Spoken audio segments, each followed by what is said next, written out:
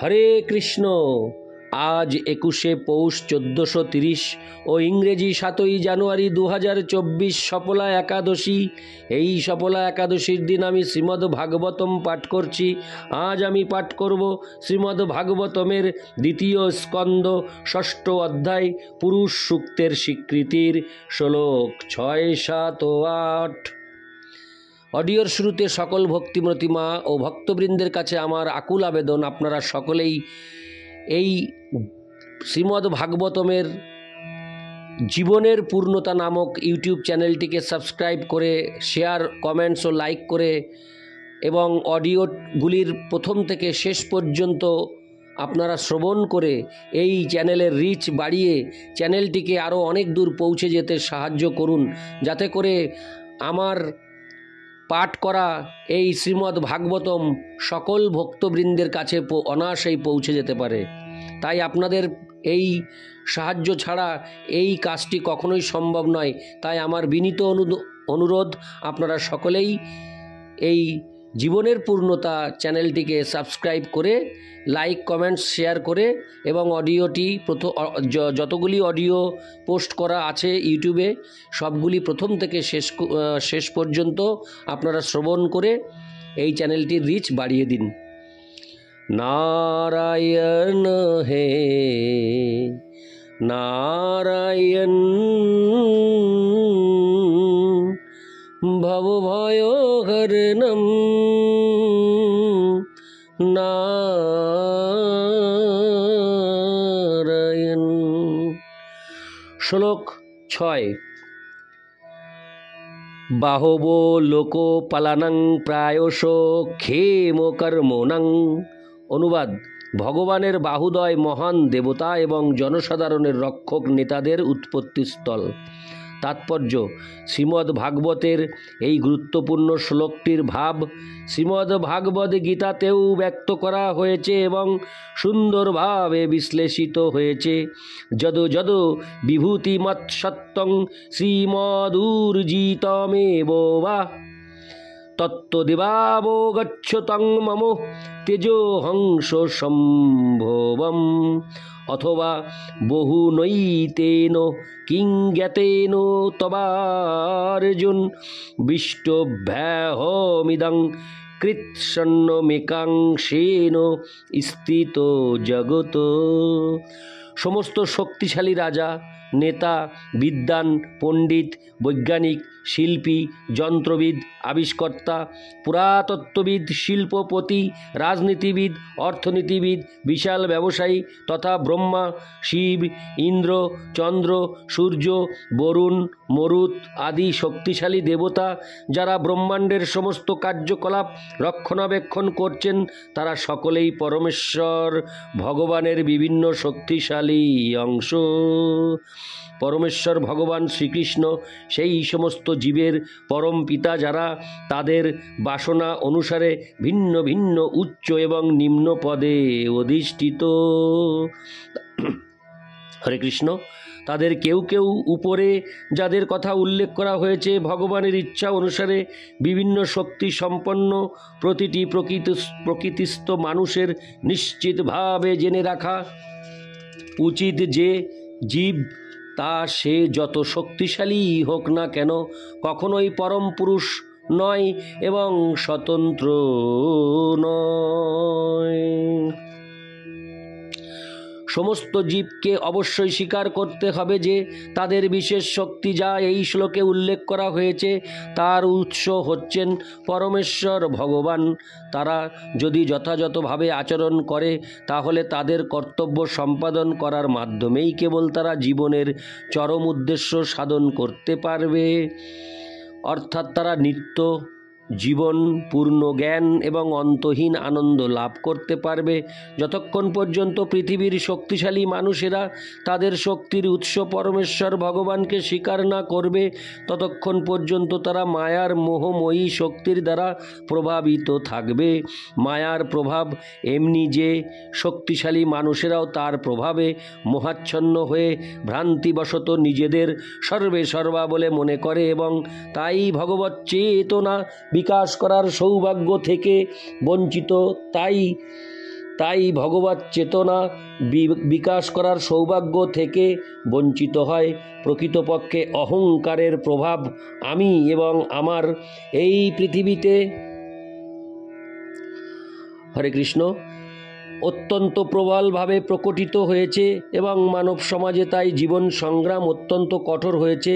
বুদ্ধিমান সম্প্রদায়ের তাই অবশ্য কর্তব্য হচ্ছে পরমেশ্বর ভগবানকে সমস্ত শক্তির চরম উৎস বলে স্বীকার করা এবং তার আশীর্বাদ লাভ করার জন্য তার বন্দনা করা। পরমেশ্বর ভগবানকে সব কিছুর অধীশ্বর বলে স্বীকার করার মাধ্যমে জীবনের চরম উদ্দেশ্য সাধন করা যায়। সামাজিক দৃষ্টিভঙ্গির পরিপ্রেক্ষিতে মানুষের স্থান যেখানেই হোক না কেন, কেউ যদি পরমেশ্বর ভগবানের মহিমা অবগত হয়ে তার প্রতি প্রীতিপরায়ণ হন, তাহলে তিনি তৎক্ষণাৎ তার জন্মান্তরের ঈপ্সিত পরম শান্তি লাভ করতে পারবেন। মনের শান্তি বা মনের সুস্থ অবস্থা তখনই কেবল লাভ করা যায় যখন মন ভগবানের প্রেমময়ী সেবায় যুক্ত হয়। ভগবানের বিভিন্ন অংশ ভগবানের সেবা করার বিশেষ বিশেষ ক্ষমতা সম্পন্ন।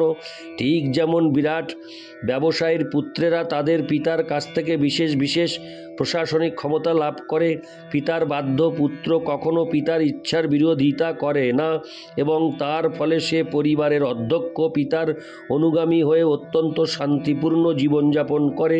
তেমনি সমস্ত জীবের কর্তব্য হচ্ছে পরম পিতা ভগবানের ইচ্ছা অনুসারে তাদের কর্তব্য সম্পাদন করে পিতার বিশ্বস্ত পুত্রের মতো সুখে স্বচ্ছন্দে জীবনযাপন করা। এই মনোভাব অচিরেই মানব সমাজে শান্তি এবং সমৃদ্ধি আনায়ন করবে। ইতি শ্লোক 6। শ্লোক 7। বিক্রম ভূর্ভুব সচ্চ ক্ষেমস্য শরণস্য চ সর্বকাম বরস্যাপি হরেশ্বরণ আস্পদম। অনুবাদ: সেই পুরুষের পদক্ষেপ ভূবরলোক এবং স্বর্গলোকের আশ্রয়। তার শ্রীপাদপদ্ম আমাদের সকল প্রকার প্রয়োজনীয় বস্তুসমূহকে রক্ষা করে, সর্বপ্রকার ভয় থেকে রক্ষা করে এবং সর্ববিধ কাম ও সকল প্রকার বর আশীর্বাদের আশ্রয়স্থল।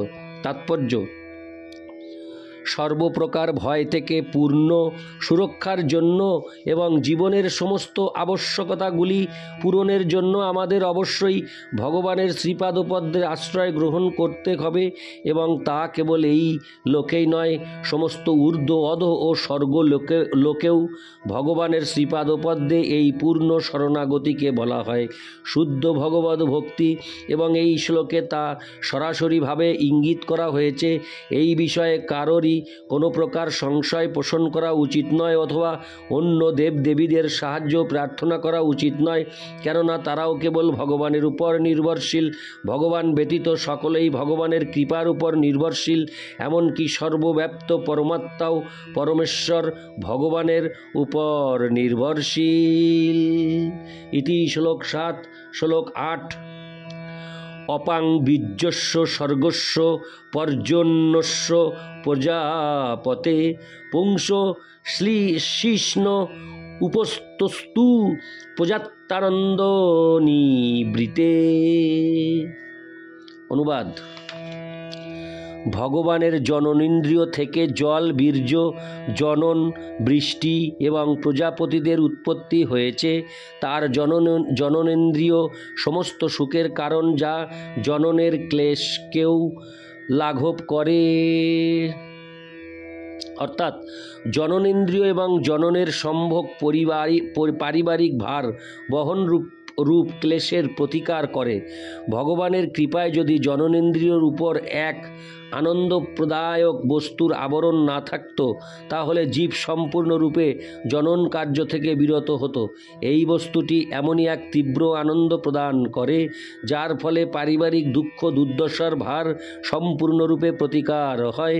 মানুষ এই আনন্দদায়ক বস্তুটির দ্বারা এমনই মোহিত হয় যে কেবল একটি সন্তান লাভ করে সে সন্তুষ্ট হয় না, তাদের ভরণ পোষণের বিরাট দায়িত্ব সত্ত্বেও কেবলমাত্র এই আনন্দ লাভের জন্য বহু সন্তান উৎপাদন করে।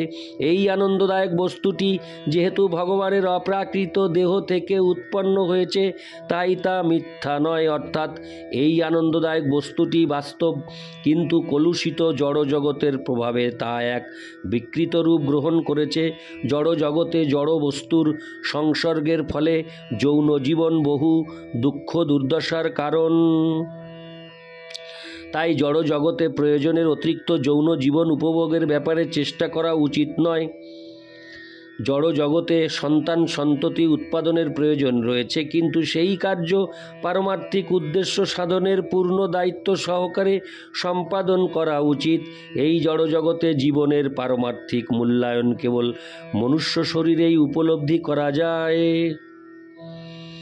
এবং মানুষের অবশ্য কর্তব্য হচ্ছে পারমার্থিক মূল্যের ভিত্তিতেই পরিবার পরিকল্পনা করা, অন্য কোনোভাবে নয়।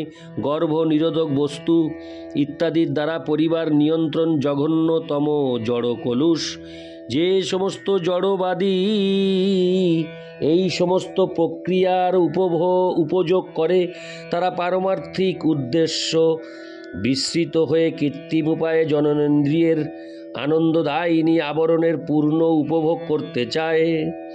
পারমার্থিক মূল্যায়নের বিষয়ে অজ্ঞ অল্পবুদ্ধি সম্পন্ন মানুষেরা কেবল জননেন্দ্রিয়ের সুখ উপভোগেরই চেষ্টা করে। ইতি শ্লোক 8। নারায়ণ হে নারায়ণ ভবভয়হরণম